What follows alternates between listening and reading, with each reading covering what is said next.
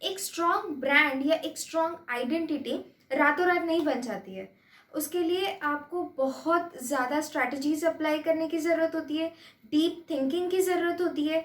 उसके बाद आपका कम्युनिकेशन बहुत प्रॉपर होना चाहिए, और हाँ, आपको आपके प्रोडक्ट का इन डेप्थ नॉलेज होना यहाँ पे बहुत ज़्यादा ज़रूरी है।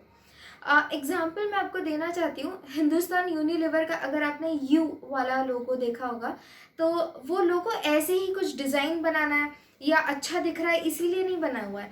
उसके अंदर अगर आप थोड़ा जूम करके देखोगे तो हिंदुस्तान यूनिलीवर जितने भी डोमेन में काम करता है उसके सारे उन्होंने इलिस्ट्रेशंस वहाँ पे डाले हुए हैं, सारों का कुछ ना कुछ वहाँ पे एक आइडेंटिटी है, तभी जाके वो एक यू बना है।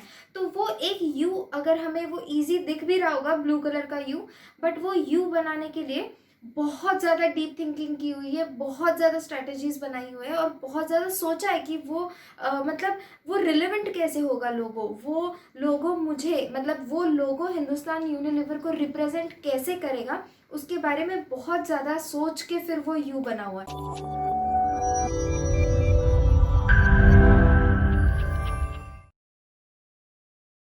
Hi entrepreneurs, this is Amrita, founder and CEO transfer private limited. आज के वीडियो में हम लोग डिस्कस करने वाले हैं ब्रांड आइडेंटिटी के बारे में। ब्रांड आइडेंटिटी क्या होता है, मतलब सिर्फ एक लोगो होता है या सिर्फ एक कलर पैलेट होता है या सिर्फ आपका टाइपोग्राफी होता है? यस, ये सारी चीज़ें होती है, बट इसके साथ कुछ और भी चीज़ें रहती है। कुछ और चीज़ें जैसे कि आपका ट्रेडमार्क हो गया, आपका नाम हो गया, आपका कम्युनिकेशन हो गया, आपका विजुअल अपीयरेंस हो गया। तो ये सारी चीज़ें भी आपके ब्रांड आइडेंटिटी में इंक्लूडेड होती है। आपके लोगो और आपके स्टेशनरी और आपका जो कलर पैलेट है और आपका जो टाइपोग्राफी है, इसके साथ में ये सारी चीज़ें मिला के बनती है आपकी एक ब्रांड आइडेंटिटी। तो ओवरऑल ब्रांड आइडेंटिटी होती है how you look, how you talk, how you communicate, how you give experience to people, sometimes how you smell, sometimes how you feel, sometimes how you taste। तो ये सारी चीज़ें जब आती है तो ये बनता है आपका एक ब्रांड। अगर आप कौन हो, क्या हो, कैसे हो, ये अगर प्रॉपरली कम्युनिकेट कर पाते हो आपके कस्टमर्स के साथ में, और तब उससे आपके कस्टमर्स आपके साथ एंगेज होते हैं, तो बनता है आपका एक ब्रांड। अल्टीमेटली ब्रांड जो है वो आपको लोगों के साथ कम्युनिकेट करने में हेल्प करता है, फर्स्ट। सेकेंडली आपका ब्रांड आपको आपके कंपेटिटर से डिफ्रेंशिएट करता है, और थर्ड, ब्रांड के वजह से लोग आपके साथ एंगेज होते हैं। अगर आपका ब्रांड अच्छा है, ब्रांड मतलब ये नहीं है कि सिर्फ नाम होना चाहिए, उसमें आता है आपका सर्विसेज, आपका कम्युनिकेशन, आपका विजुअल, ये सारी चीज़ें अगर अच्छी, अगर लोगों को वो चीज़ पसंद आ रही है तो लोग आपके साथ एंगेज होते हैं। अगर लोग एंगेज हो रहे हैं तो आपका ब्रांड। तो ये जो है ना, ये एक गिव एंड टेक प्रोसेस है। आप आपके कस्टमर्स को कुछ अच्छा दो, कस्टमर्स आपको और ऊपर बढ़ाएंगे, फिर आप और कुछ अच्छा दो और कस्टमर्स आपको ऊपर बढ़ाएंगे।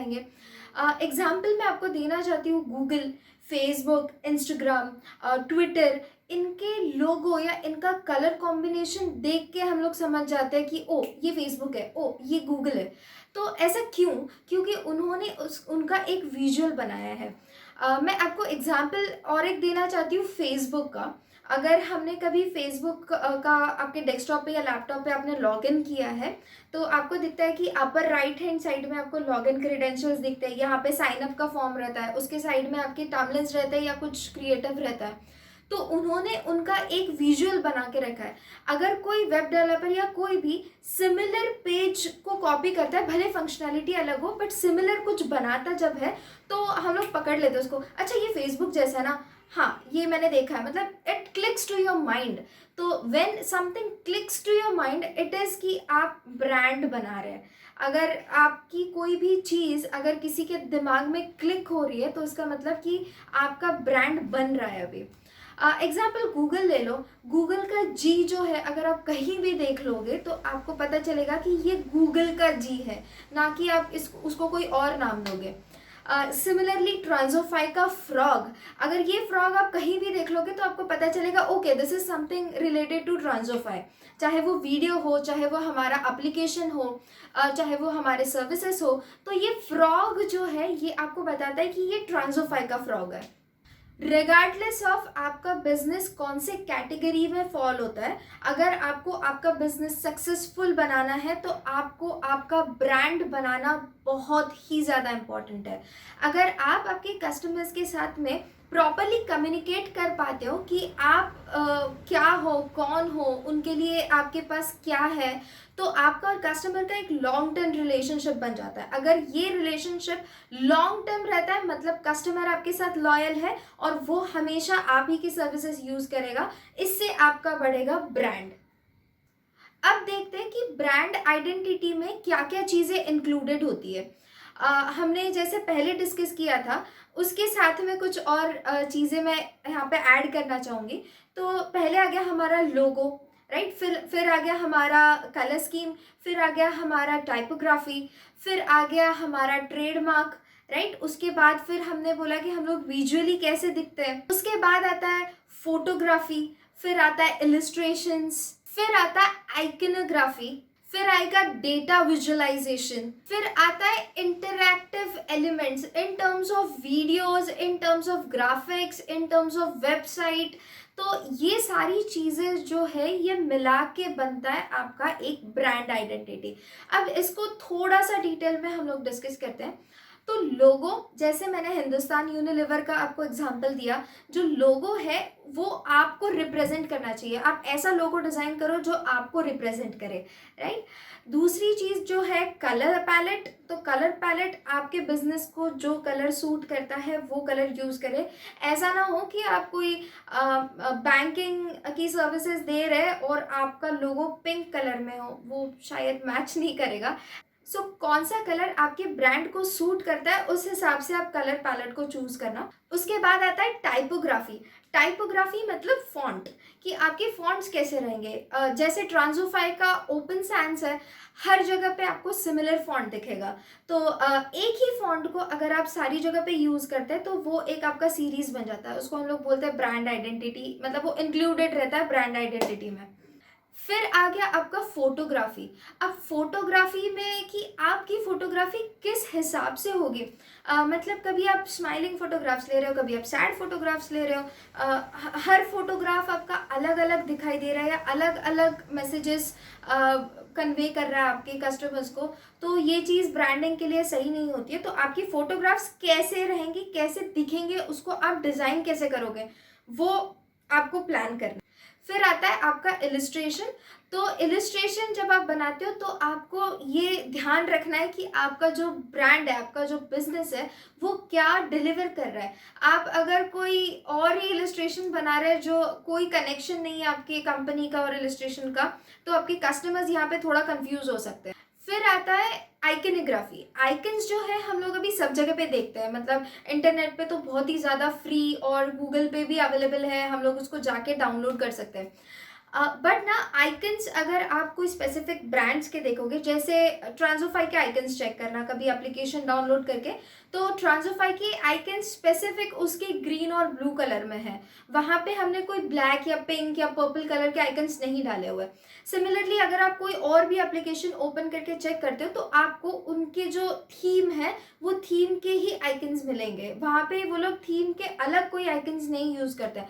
तो आप भी अगर आपका प्रोडक्ट डेवलप कर रहे हो या आपके प्रोडक्ट में, एग्जिस्टिंग प्रोडक्ट में ऐसा कुछ मिसमैच है तो अभी इस पे ध्यान दीजिए, क्योंकि आपके आइकन्स जो है वो भी आपके ब्रांड को रिप्रेजेंट करते हैं।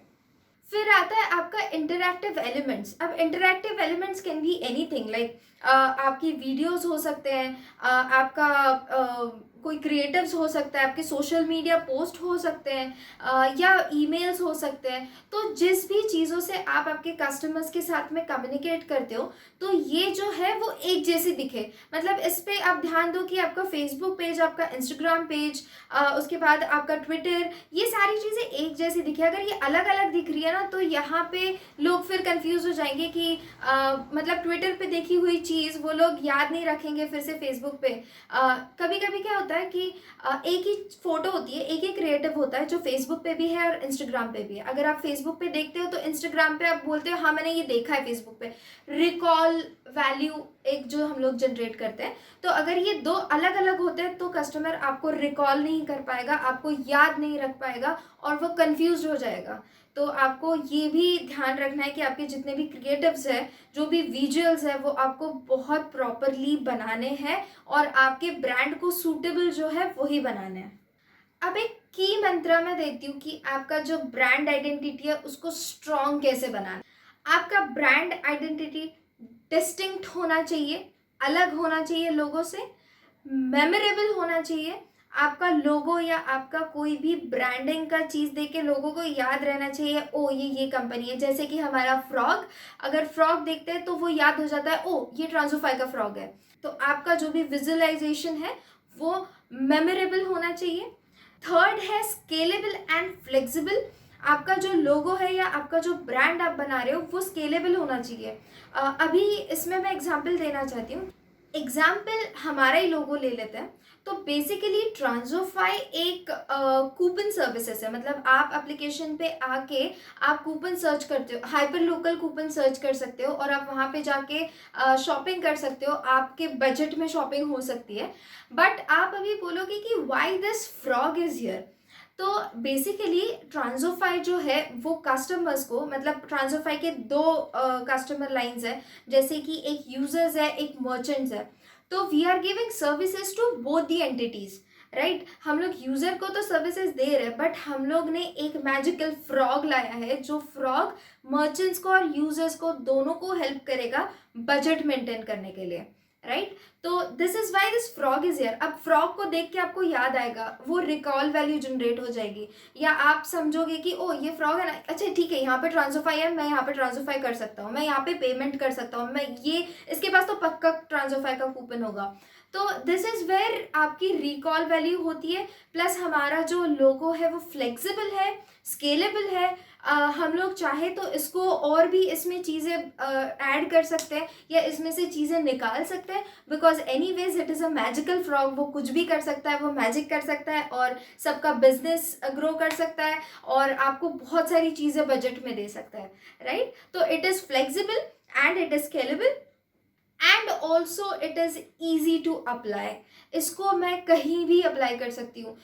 मतलब कि आप अगर एप्लीकेशन देखो तो वहाँ पे भी लोगो प्रॉपरली फिट हुआ है, वेबसाइट पे प्रॉपरली फिट हुआ है, सोशल मीडिया पे वो प्रॉपरली फिट हुआ है। सोशल मीडिया के जो प्रोफाइल पिक्चर्स रहते हैं तो उसमें भी लोगो प्रॉपरली फिट हो गया है। हमारे बिजनेस कार्ड्स पे वो अच्छे से फिट है, हमारे लेटर हेड पे फिक्स है। मतलब ये सारी चीज़ें, हमारा जो लोगो है वो कहीं भी एडजस्ट हो जाता है। So this is very important कि आप जो भी ब्रांडिंग कर रहे हैं वो एक बहुत अच्छी होनी चाहिए और सब जगह पे फिक्स हो, फिट हो, ऐसी होनी चाहिए। जब मैं इस वीडियो के लिए कुछ रिसर्च कर रही थी, मतलब मुझे आपको एक एग्जांपल देना है कि how it should be, branding या रीब्रांडिंग कैसे होता है। तो मुझे एक बहुत अच्छा एग्जांपल मिला है जो मैं अभी इसके बाद प्ले करने वाली हूँ। सो हमने फार्मेसी का नाम सुना है। फार्मेसी एक एप्लीकेशन है जहाँ से हम लोग हमारी दवाइयाँ ऑर्डर करते हैं ऑनलाइन। तो रिसेंटली फार्मेसी ने रीब्रांडिंग किया हुआ है। तो मैं अभी उसका एक वीडियो प्ले करने वाली हूँ, आप उसको अच्छे से देखिएगा क्योंकि उसमें सारी चीज़ें जो भी हमने अभी इस वीडियो में डिस्कस की है वो चीज़ें डेप्थ में वहाँ पे सारी दिखाई है। तो let's move to the video.